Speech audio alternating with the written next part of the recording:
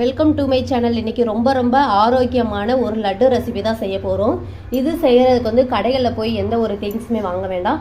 வீட்டில் இருக்கக்கூடிய பொருளை மட்டுமே வச்சு, அதாவது கோதுமை மாவு மட்டுமே வச்சு சூப்பரான ஒரு லட்டு. இது வந்து எல்லாருமே விரும்பி சாப்பிடுவாங்க.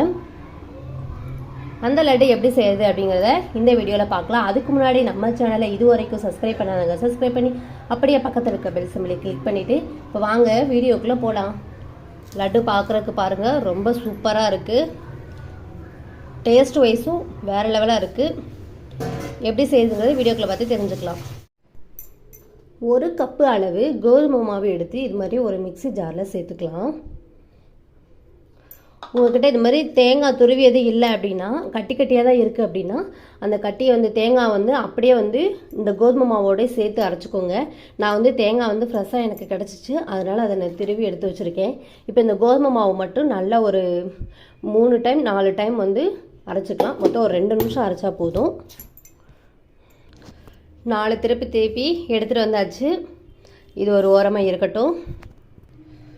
அடுப்பை பற்ற வச்சு அடுப்பில் வந்து ஒரு பேன் வச்சுருக்கு. அதில் கொஞ்சமாக நெய் சேர்த்துருக்கு. நெய் நல்லா உருகி வந்ததுக்கப்புறமா அந்த மாவு தேங்காயும் போட்டு நல்லா வறுத்து எடுக்கணும். நெய் நல்லா காஞ்சதுக்கப்புறமா கொஞ்சமாக நட்ஸு சேர்த்துக்கலாம். பாதாம், முந்திரி உங்கள்கிட்ட எது இருக்கோ சேர்த்துக்கோங்க. வறுபட்டதுக்கப்புறமா நம்ம அரைச்சி வச்சுருக்க மாவை சேர்த்துக்கலாம்.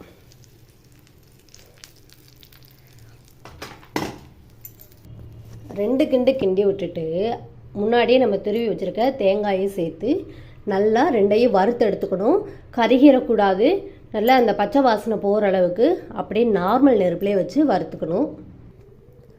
நல்லா வறுபட்டதுக்கப்புறமா ஒரு வாசனை வரும் கோதுமை மாவுலேருந்து.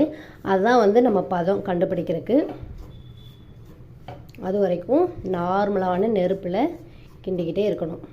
கலர் வந்து சேஞ்ச் ஆக விட்டுறாதீங்க. கோதுமை மாவு நல்லா வறுபட்டுருச்சு. தேங்காயோடு சேர்ந்து அந்த நெய்யும் மாவும் சேர்ந்து நல்ல ஒரு வாசனை வருது கமகமனு. இப்போ வந்து அடுப்பை வந்து ஆஃப் பண்ணிவிட்டு இந்த மாவு வந்து வேறு ஒரு பிளேட்டுக்கு மாற்றி வச்சுருவோம். இது மாதிரி கொட்டி வச்சுருங்க. இப்போ மாவு வறுத்த அதே கடாயை வச்சு தேங்காயை வந்து லைட்டாக வந்து வறுத்து எடுத்துக்கலாம். நம்ம வந்து முன்னாடியே வந்து தேங்காய் வந்து திருவி கொஞ்சம் அதிகமாக திருவி வச்சுக்கோங்க. திருவும்போது கொஞ்சம் வந்து நம்ம மாவு வறுக்கும் போதும் கொஞ்சம் வந்து தனியாக வறுத்து தனியாக எடுத்து வச்சுக்கணும்.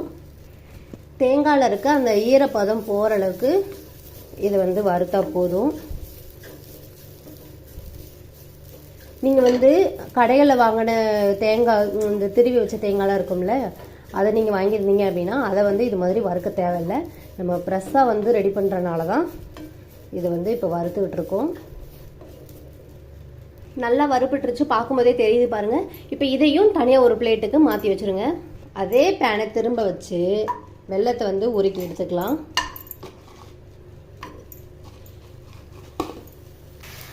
அதிகமாக தண்ணி சேர்க்காம அளவு பார்த்து சேர்த்துக்கோங்க. இப்போ இது கூட வாசனைக்காக ஒரு ஏலக்காய் சேர்த்துப்போம். வெல்லம் நல்லா கரைஞ்சிருச்சு. இதோட பதம் வந்து கம்பி பதம்லாம் வரணும்னு அவசியம் இல்லை. வெல்லம் நல்லா கரைஞ்சி வந்தாலே போதும். இதில் வந்து மண் எதுவுமே இல்லை, சுத்தமான வெல்லம் தான். அதனால் நான் வடிகட்டாமல் அப்படியே வந்து மாவை கொஞ்சம் கொஞ்சமாக சேர்த்து கிண்டிக்க போகிறேன். கொஞ்சம் கொஞ்சமாக மாவு சேர்த்து கிளறிக்கோங்க.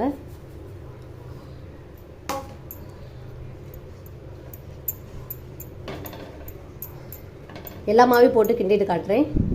நல்லா மிக்ஸ் பண்ணியாச்சு. இந்த வெள்ளை கலரில் அங்கனே தெரிகிறது எல்லாமே வந்து கட்டி கிடையாது. நம்ம தேங்காய் சேர்த்துக்கிட்டோம்னா அந்த தேங்காயோட கலர் தான் அப்படி இந்த குட்டி குட்டியாக இருக்க மாதிரி கட்டி மாதிரி தெரியுது. கட்டி இல்லை. ஏன்னா நம்ம மாவை வந்து நல்லா பவுட்ரு பண்ணிவிட்டு, அதுக்கு மாவே பவுட்ரு தான், அதை திரும்பவும் ஒரு டைம் நம்ம அரைச்சிட்டு தானே சேர்த்துக்கிட்டோம். அதனால் கட்டியெல்லாம் விழுகாது. நீங்கள் பாவு கிண்டும்போது மட்டும் தண்ணி கொஞ்சம் சேர்த்து வச்சுக்கோங்க. ஏன்னா கோதுமை மாவு வந்து நிறைய தண்ணி வந்து குடிக்கும். இப்போ இது கிண்டியாச்சு. இப்போ ஸ்டவ் ஆஃப் பண்ணிவிட்டு கை பொறுக்க சூடு இருக்கும் இல்லையா, அந்த சூடு அப்போ நம்ம உருண்டை பிடிச்சிக்கலாம். இப்போ இது லைட்டாக ஆற வச்சுப்போம். கை வெதும்ப சூடு இருக்கும்போதே மாவு எல்லாமே நம்ம லட்டு சேஃப்க்கு உருட்டி வச்சாச்சு. நீங்கள் உருண்டை பிடிக்கும்போது லைட்டாக தண்ணியோ இல்லை எண்ணெயோ வந்து அப்ளை பண்ணிவிட்டு இப்படி உருட்டிக்கோங்க. அதுக்கப்புறம் நம்ம முன்னாடியே வந்து வறுத்து வச்சுருக்க தேங்காய் இருக்கு இல்லையா, அதில் வந்து இப்படி ஒரு உருட்டிகிட்டே வச்சா பார்க்கவும் நல்லாயிருக்கும். டேஸ்ட் வைஸும் ரொம்ப சூப்பராக இருக்கும். இது தேங்காய் உருட்டாமலும் சாப்பிடலாம், நல்லா தான் இருக்கும். நான் சாப்பிட்டு பார்த்தேன். இப்படி உருட்டி வச்சு செய்யும்போது கொஞ்சம் லுக்காக இருக்கும் பார்க்குறக்கு. உங்களுக்கு இந்த வீடியோ பிடிச்சிருந்துச்சுன்னா இந்த வீடியோக்கு லைக் பண்ணிவிட்டு இது வரைக்கும் நம்ம சேனலில் சப்ஸ்கிரைப் பண்ணாதவங்க சப்ஸ்கிரைப் பண்ணி அப்படியே பக்கத்தில் இருக்க பெல் சிம்பலை கிளிக் பண்ணிக்கோங்க. இது போன்ற ரொம்ப ரொம்ப சிம்பிளான ரெசிபியெல்லாம் நீங்கள் தெரிஞ்சுக்கணும் அப்படின்னா நம்ம சேனலுக்கு சப்போர்ட் பண்ணுங்கள். நன்றி. மீண்டும் அடுத்த ஒரு பதிவில் உங்களை சந்திக்கிறேன்.